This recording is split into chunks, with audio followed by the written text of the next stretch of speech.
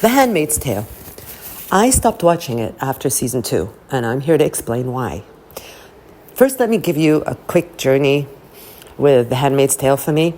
I first came across it when I was browsing TV and the movie from 1990 came on. And I watched it and I really liked it. It was dark and everything and, heavy. But the world building made sense to me. And, I thought it was a very interesting story. There were bits and pieces here and there that I thought were a bit weak in the movie. But overall, it really held up.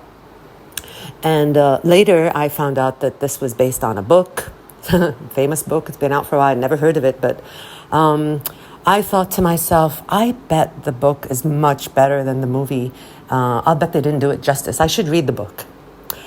Well, I didn't read the book for years until I learned that Hulu was about to produce the show. But I thought, no, I should read the book before I watch the show.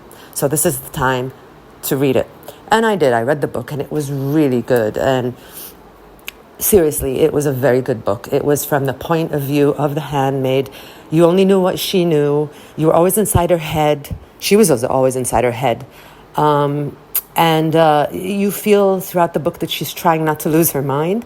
She's trying not to forget who she was. She's trying to remember the before times.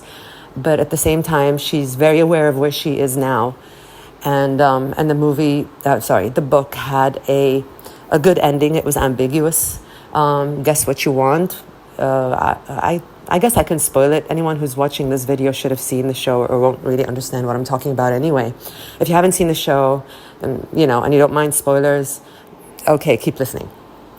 But I digress. Let me get back to wrap this up. Okay, so season 1 was very good. It ended where the book ended, which was a cliffhanger. And after that, the show was going to be off book. So season 2 was good mostly, but I saw cracks and I took those cracks very seriously. I decided to stop watching the show. I didn't want to ruin a good thing. Instead, I sat down and I wrote my reasons with the intention of making a YouTube video about it, which I did not do for 7 years. Oh my God. I'm a procrastinator. What can I say? Here I am though. Let's do this. After explaining my issues in this video and upload it, guess what I'm going to do? I'm going to go back to the show. I'm going to watch all the remaining seasons just to find out if I was right or wrong about it and what I was right and wrong about. Then maybe I'll do another video talking about what I got right and what I got wrong. This is practically my first video for my new channel. Please excuse me if my editing skills aren't the best. It'll get better with practice, I promise. Season 2 was turning the show from a well-thought-out dystopia into a soap opera. Yeah, I said it. I'll explain. I'll explain through discussing 3 character arcs. You ready? June, Serena, and OfGlen. Let's begin with OfGlen. Do you remember when she said this? Whatever they did to Stephen, that's not going to happen to me. Understand? Mm-hmm. Were you thinking what I was thinking? This girl is going to suffer and she's going to be taught a lesson. Because this is a story about a newly formed dystopian tyranny with traits that should feel all too familiar. One is hypocrisy and corruption among those in power. Another is the dehumanization of certain people and treating them as dispensable. So, in this context, OfGlen should not believe that following the rules is going to protect her. In fact, what's more likely to cause her downfall is her strict faith in the new order and its rules. I used to get fucked behind a dumpster just so I could buy a 6 of Oxy and a Happy Meal. I'm clean now. I got a safe place to sleep every night and I have people who are nice to me. Yeah, they're nice. Sure, OfGlen. Your masters are nice to you. But what happens when you're reassigned to another commander and he's a total asshole and now you're of asshole? It only takes one commander to smuggle you to Jezebel's or summon you to his office for a blowjob and your life is threatened either way, whether you comply or refuse. In my view, The strongest scenario would have been of Glenn actually getting in trouble for obeying the rules and learning that the new system she lives under delivers no justice. That's not what happens, though, and that's where the show misses a real opportunity. Instead, OfGlen's moment of reckoning happens in a very contrived way.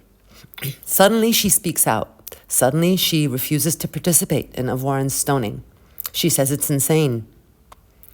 And she loses her tongue for it. Now, I have two problems with this.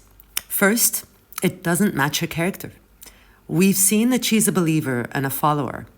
And as a handmaid, she has participated in executions before, so this ain't her first rodeo. Sure, Warren is a handmaid like her, but she tried to kill a baby. So what did OfGlen think was going to happen? This would not have radicalized her. This is the new normal that keeps her safe.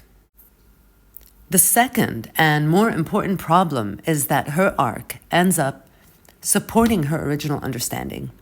Obey the rules and you'll be safe. Break them and you'll suffer. Well, she does suffer for breaking the rules. So she was right, I guess. A good dystopian story would have taken the opportunity to use OfGlen's character as an example of what happens to deluded people who cheer their own oppression. A good soap opera would instead focus on contrived character arcs to keep a show running. Some characters become brave and foolish heroes. Plot armor reserved for the main character only. Some villains are redeemed or maybe reformed, depending on how much the audience is bonded with them. OfGlen was the tragic hero, an unlikely hero without plot armor, whose death will push the plot forward. Now, I know I said that season 2 was the problem and the stoning scene was from season 1, but it was the season 1 finale. Okay, fine, the cracks started in season 1 then, technically, but it's still mostly a season 2 problem, and it gets worse. And this brings me to June and Serena, which I will cover in part 2 of this video, which I will upload as soon as possible. Hopefully with better editing. Please stay tuned and hear me out in part 2, coming right up. And thank you.